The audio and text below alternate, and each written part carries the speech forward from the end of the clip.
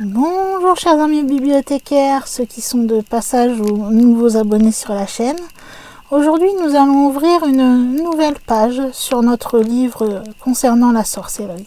Plus précisément, je vais refaire une vidéo un peu plus complète sur un sabbat. Un sabbat qui s'est déroulé dans ma région, en Picardie. Nous allons donc aujourd'hui écrire le chapitre du sabbat du bois d'Orville. Comme d'habitude, vous savez que je vais vous conseiller de vous installer confortablement, de prendre une petite boisson froide ou chaude, toujours selon vos envies, quelques petites choses à grignoter et de vous installer devant la vidéo ou bien, si vous préférez, mettre la vidéo en fond sonore et faire ce que vous avez envie de faire pendant ce temps-là. En tout cas, si vous êtes prêts, bien installés comme vous le souhaitiez, nous allons pouvoir compléter le sujet. Alors, tout d'abord, autant vous préciser que le bois d'Orville se trouve dans une commune qui s'appelle Thièvres. Et Thièvres est donc en Picardie et plus précisément dans la Somme. Maintenant, la Picardie fait partie des régions Hauts-de-France. Mais je tiens quand même à garder le mot Picardie puisque je suis très fière d'être picarde. Le village de Thièvres est un peu particulier en soi déjà, puisque celui-ci en fait est à une frontière, à une limite départementale si vous préférez. Puisque vous avez un Thièvres qui se situe dans la Somme, donc dans le 80, et de l'autre côté de la frontière, donc de la limite départementale, vous avez aussi un Thièvres qui se trouve dans le Pas-de-Calais, dans le 62. Pour celui qui nous concerne dans la vidéo, donc le Thièvres de la Somme, il se trouve à peu près à une trentaine de kilomètres au nord-est d'Amiens, donc qui est la capitale de la Somme. Sachez d'ailleurs que par rapport à ces deux Thièvres dans des départements différents, eh bien les deux communes partagent la même église paroissiale et celle-ci a été construite en 1876 sur le territoire de Thièvres du Pas-de-Calais. Donc voilà un peu pour vous situer où se trouve Thièvres et où se serait passé notre fameux sabbat du bois d'Orville. Pour vous résumer, pour ceux qui ne le sauraient pas, ce qu'est un sabbat de sorcière, alors ne vous imaginez pas forcément ce que l'on voit dans les films, c'est-à-dire un genre de messe noire avec sacrifice, etc. Non. Plus simplement, un sabbat, mais vraiment dans la simplicité. De toute façon, je ferai sans doute une vidéo sur qu'est-ce qu'un sabbat. Et je viendrai plus en détail. Mais là, on va essayer d'expliquer simplement ce que c'est. C'est tout simplement une réunion de sorcières, une sorte de rite qui avait lieu généralement à la veille de fêtes chrétiennes. Et si on regarde vraiment dans la tradition ancienne du sabbat, ces fameux rites, ceux-ci avaient lieu plutôt dans la nuit du jeudi au vendredi. Mais maintenant on connaît plus les sabbats qui auraient lieu donc pendant les solstices ou les équinoxes, qui sont des dates importante pour les sorcières, puisque je vous rappelle qu'il y a les sorcières modernes qui existent encore. Comme exemple, je ne peux pas vous donner mieux que ma date de naissance, puisque le 2 février correspond justement à une de ces fameuses dates clés pour faire un sabbat, ou bien encore, si vous voulez, vous avez le 1er mai ou le 1er novembre. Normalement, vous savez à peu près maintenant où se trouve le bois d'Orville à Thièvres dans la Somme. Vous savez à peu près ce qu'est un sabbat, juste un rite entre sorcières, rien d'horrible comme on pourrait s'imaginer, hein. C'est juste quelque chose de mystique entre elles, voilà, tout simplement. Vous savez quand à peu près cela se passe. Donc maintenant, je peux en venir au sujet qui nous intéresse dans cette vidéo. Comme vous l'aurez compris, pour cela, nous partons près de Thièvres, donc notre Thièvres de la Somme, pour aller en direction du bois d'Orville. Dans ce bois, vous avez un espace d'environ 50 arts de superficie et il est de forme circulaire. La végétation contraste fortement d'ailleurs avec celle du reste du bois. Vous avez quelques bouleaux un peu rabougris et quelques genêts qui sont seuls et qui poussent dans cet endroit qui est dit maudit. Vous avez également près de ce petit endroit une petite mare remplie d'une eau qui semble croupie.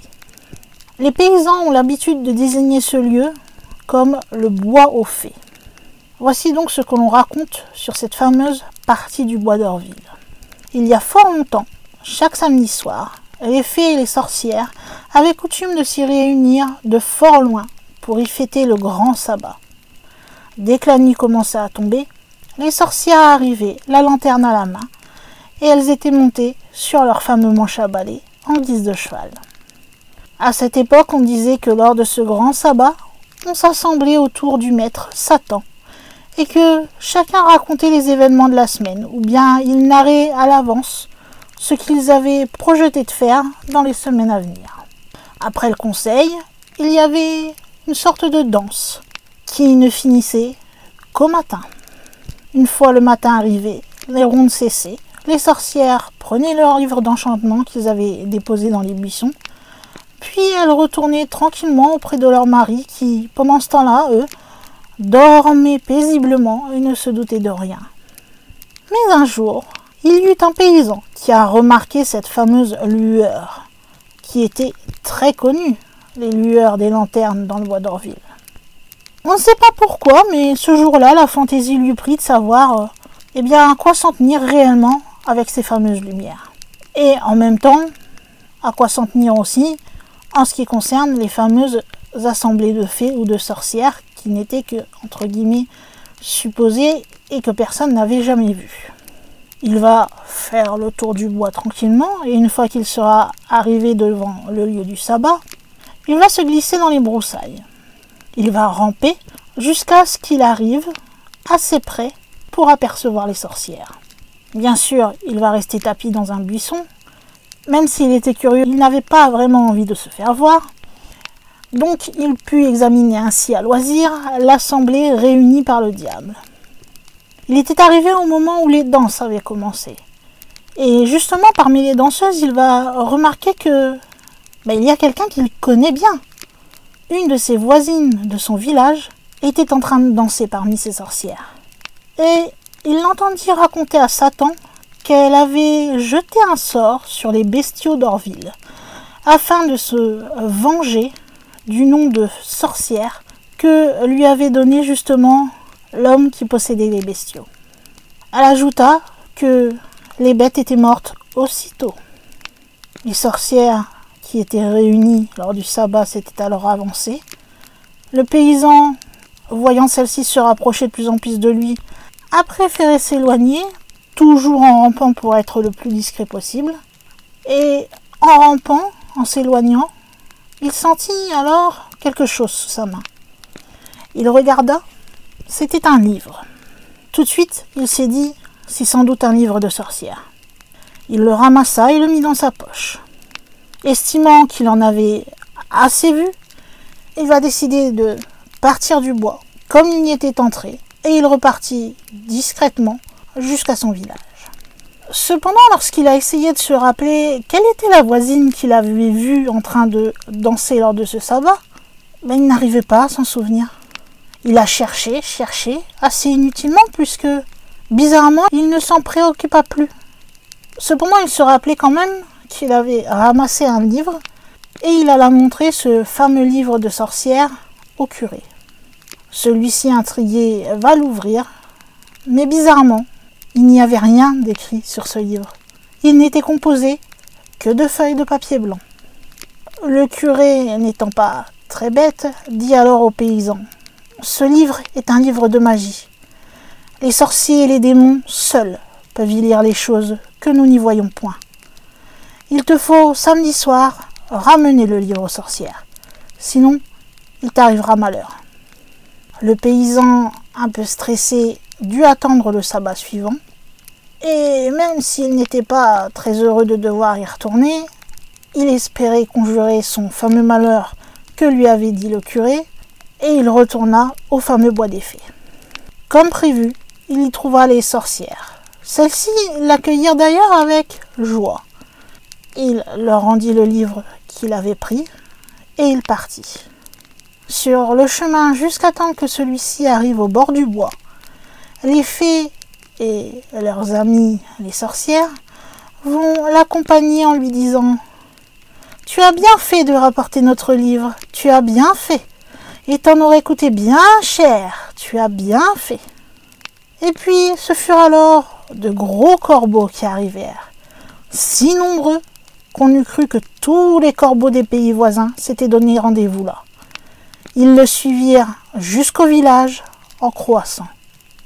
Heureusement pour lui, et heureusement qu'il a écouté ce que le curé lui avait recommandé, car grâce à cela, le paysan, même s'il a dû subir les corbeaux sur son chemin de retour, il put quand même rentrer chez lui sans autre incident majeur, et il ne lui arriva aucun malheur par la suite. Voilà, mes chers amis, ce qu'il s'est passé au bois d'Orville. Je sais que ça fait une courte vidéo entre guillemets par rapport à d'habitude, mais vous savez que je ne peux pas inventer les choses et que des fois, eh bien, les sujets peuvent être plus courts que d'autres, mais non moins intéressants. En tout cas, j'espère que vous aurez apprécié cette histoire. Pour ceux qui n'étaient pas abonnés à l'époque, donc c'était il y a quand même plusieurs années, bon, je pense que vous allez peut-être la découvrir. Si vous êtes picard, faites-moi signe. Est-ce que vous connaissiez cette histoire du sabbat du bois d'Orville? Moi, personnellement, à part le fait que j'avais déjà fait une vidéo dessus, mais je veux dire, avant, je n'en avais jamais entendu parler. Comme quoi, on ne connaît pas si bien sa région que ça, même du côté paranormal. Et puis, même ceux qui ne sont pas de Picardie, dites-moi si vous aviez déjà entendu cette fameuse histoire, si vous vous intéressez à la sorcellerie, etc. Enfin, vous savez que tout ce que vous pouvez me dire, et si vous avez envie de me parler, de me donner votre avis, me donner des conseils, etc. pour des prochaines vidéos, ou tout simplement me dire que vous avez découvert le sujet ou autre, vous allez sous la vidéo dans la section commentaires et vous n'avez plus qu'à prendre le temps de tapoter tranquillement dans le respect et la gentillesse si possible votre petit commentaire, et moi dès que je le verrai, si j'ai à vous répondre, je prendrai le temps de vous répondre. En plus du commentaire, si vous avez aimé la vidéo, vous pouvez également me laisser le fameux petit pouce en l'air qui fait toujours plaisir. Et si vous découvrez la chaîne avec cette vidéo, sachez que je fais plein de vidéos sur vraiment différents thèmes. C'est pour ça que cette chaîne s'appelle la bibliothèque du surnaturel et non seulement du paranormal, parce que j'évoque vraiment beaucoup de sujets divers et variés pour essayer de vous en apprendre le plus possible sur ce fameux monde qui peut-être nous entoure sans que nous le sachions. Et si cela vous plaît et que vous voulez voir d'autres vidéos, il vous suffit tout simplement de prendre quelques secondes, d'aller sous la vidéo et de cliquer sur le bouton s'abonner. Et si vraiment vous aimez tellement le surnaturel que vous ne voulez louper aucune vidéo, vous pourrez voir que lorsque vous vous serez abonné, une petite cloche sera apparue. Il vous suffit tout simplement de cliquer sur celle-ci, d'activer recevoir toutes les notifications. Ainsi, dès qu'une vidéo sera publiée sur la chaîne, YouTube, s'il est de bonne humeur, vous enverra une notification pour vous prévenir qu'une nouvelle vidéo a été publiée, et vous n'aurez plus qu'à cliquer dessus pour la regarder bien tranquillement, bien installée. Et pour terminer, si vous voulez aider cette chaîne ou bien m'aider moi, vous pouvez me payer un petit café sur Ko-fi, le lien est toujours dans la description de mes vidéos, ou vous pouvez également partager cette vidéo ou bien faire connaître la chaîne à d'autres personnes susceptibles d'aimer le surnaturel, soit en parlant autour de vous, ou bien tout simplement en partageant cela sur les réseaux sociaux, les blogs, par mail, par conversation, je sais pas, Messenger avec Facebook par exemple, ou bien si vous voulez utiliser une de mes vidéos sur votre propre site internet pour illustrer un de vos articles par exemple. En tout cas, même si celle-ci fut plus courte que d'habitude, il est temps de fermer le livre concernant la sorcellerie, d'attendre d'en ouvrir un prochain, mais à l'heure actuelle, il va être temps pour moi, en tant que gardienne de la bibliothèque, de fermer les portes de celle-ci et de vous dire à samedi, bonne fin de semaine, bye.